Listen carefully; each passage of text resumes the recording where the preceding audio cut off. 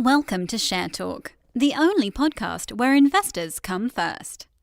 We're joined on Share Talk today by Cameron Parry, Chief Executive Officer of Lionsgold. Good morning, Cameron. Hi, Alex. How are you going?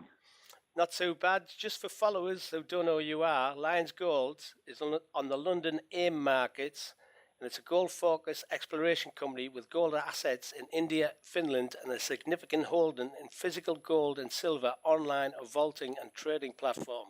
Your RNS yesterday, you updated the market. There's a lot of chatter on social media. Do you want to talk about that, please?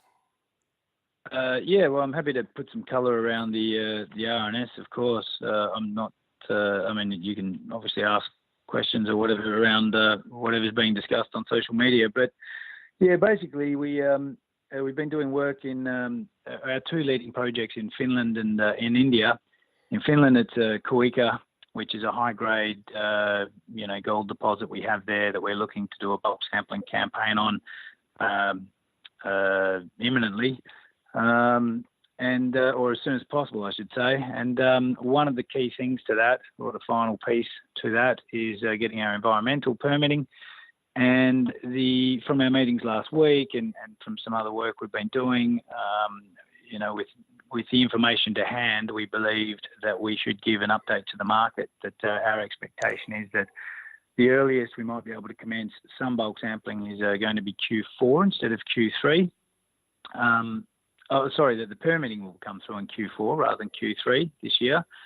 And if it indeed does, then what will then happen is that we will be able to conduct, depending on the timing and weather conditions, but we'll probably be able to conduct some bulk sampling this year and actually conclude it next year. And by next year, I mean in Q2, because we probably won't do much in Q1. Just due to snow and this type of thing, and it changes the cost dynamic if you're, under the cover of snow while you're doing these things. So unfortunately, it is just information that's come to light that we have to verify and take time to assess and confirm and all that type of thing. And then with that new information, we are obliged to share it with the market, which as we should. We're not trying to hide anything, obviously, but it does mean that the commencement, may be another 3 or 4 months later than we were hoping, and then the conclusion could actually be in Q2 next year. So, the environmental permitting, that is a process that we're going through. It is one that there was a chance that could have been shortcutted. It didn't need that full process, but indeed it does. And that's okay. That does give us time to refine what we're looking to do there on the bulk sample, the numbers and the amounts we're going for, the quantities, the grades, the wastage, refining processes at the plant.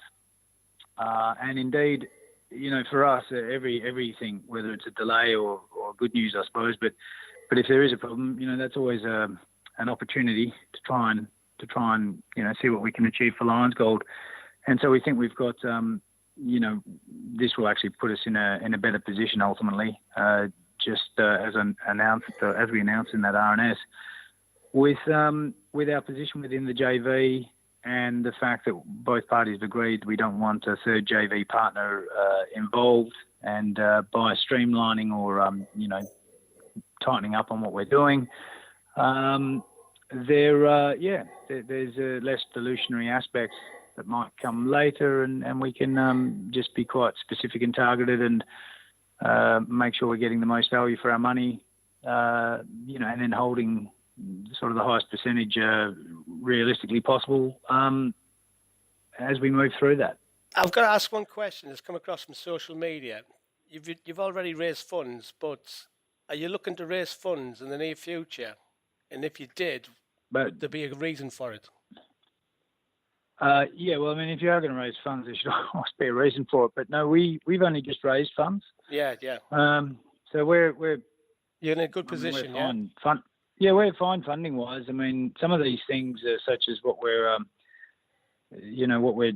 doing with these couple of delays, don't really affect our budgeting or what we had in mind for that placing.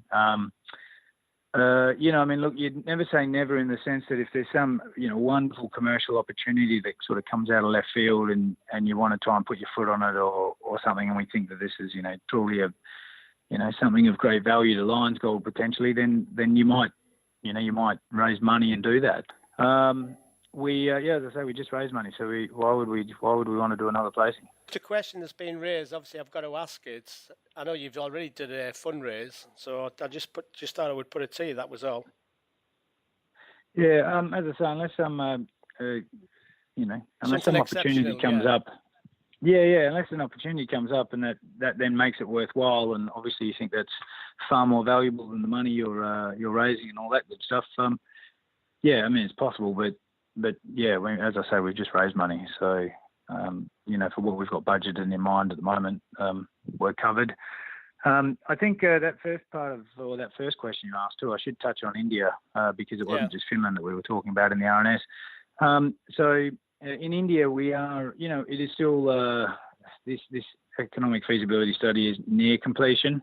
There are a few things they're still finalising, and I suppose one of them is the just adjusting the cash flow for the implementation of the GST that's gone on in India, and that was sort of notified in India. The government sort of went through or notified the Indian market about that in late May, and during the course of June there are certain elements that go on in the mining industry that hadn't been, or that our partners there only became aware of during the course of that month. So whilst it would have been nice if they could have gotten onto that a little bit earlier, it is being done now. There are independent tax specialists you need to bring into these things. So when there is a little delay, there is this sort of ripple effect of who else needs to be scheduled into the the timelines of that.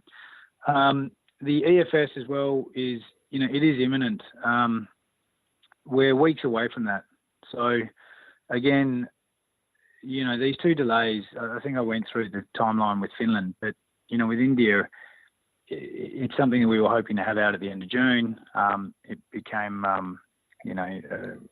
clear to us and through discussions at the end of last week and what we were able to ascertain on Monday, that we needed to put out a revised timing to the market, and we're trying to do these on the basis, because India has slipped a couple of times, the EFS release.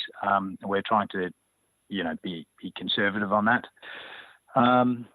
So I guess on the EFS side of it, and the value of John Aguirre, the MPV coming out, the valuation, that part of the valuation report that then John Aguirre becomes part of.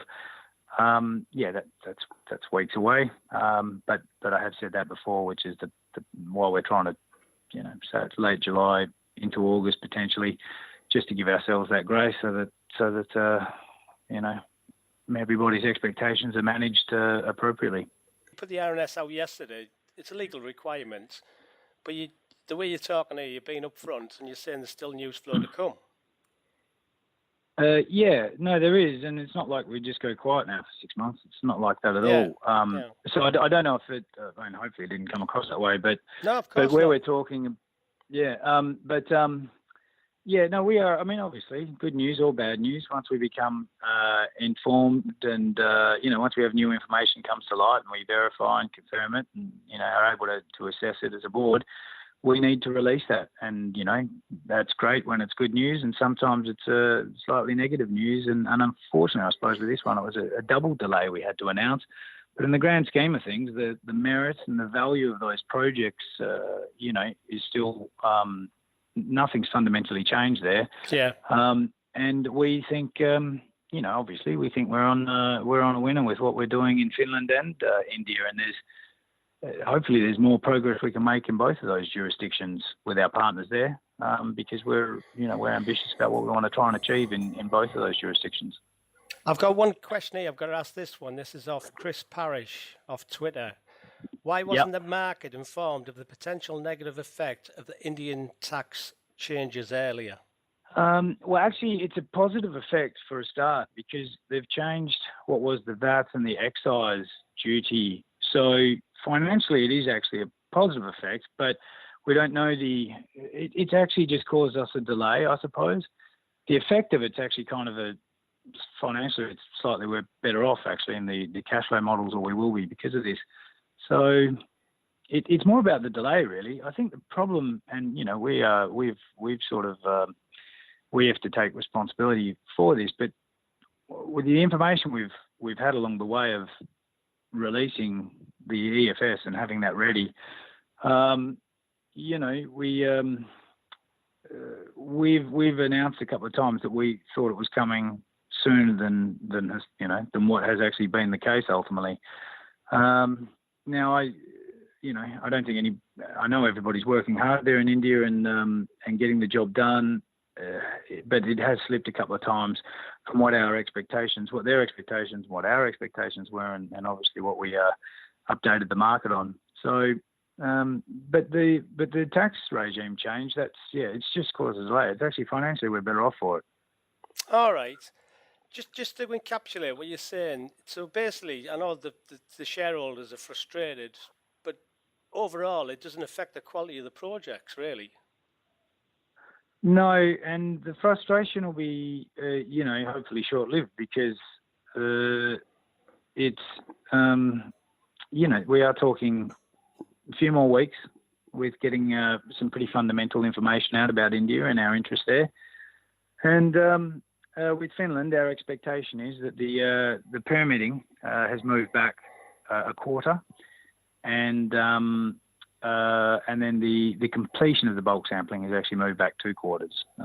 But so 3 to 6 months there, and for India, it's our expectation was to have this at the end of June. Yeah. We're now into July. We've said July, early August. We are trying to give ourselves a bit of room there in case from the timeline that we're informed about at the moment, if that slips at all. But yeah, that's a few extra weeks. So it's not really it's certainly not the end of the world. But and as you say, or as I suppose you summarised quite well, the quality, the projects to us, these haven't fundamentally changed, and the value to us hasn't changed. In fact, we're quite bullish about these projects because because of the new information, the new findings and information coming to light, the things we can do at Kawika, for example, because we've got a little bit more time to think about it, because they're, unfortunately on the face of it, that there are a couple of delays, but that actually gives us a window to have a look at what can we do from a corporate and commercial point of view to increase value ultimately for Lionsgold and the shareholders. No, that's great, Cameron, and we do appreciate that you're talking today, so your shareholders can hear, your views and thoughts, and I'm sure they'll pick up on this interview. Yeah, no, it's unfortunately, it was an RNS we kind of had to put out, which is fine. These things, sometimes there's good news and sometimes there are bad news and everything in between. But ultimately nothing, as I say, fundamentally nothing's really changed. But it was annoying. It's annoying for us. It must be very frustrating for shareholders. It's frustrating for us. So, and I'm sure it's disappointing to our partners in India and Finland, respectively. But it is what it is, and so now we just get on with things. I'm sure the next time we talk, we'll be having a different conversation. Yep, no worries. Well, look, thanks for the chat, Alex. No, Cameron, it's a pleasure, and thanks very much for talking to Share Talk today. No worries. Thanks.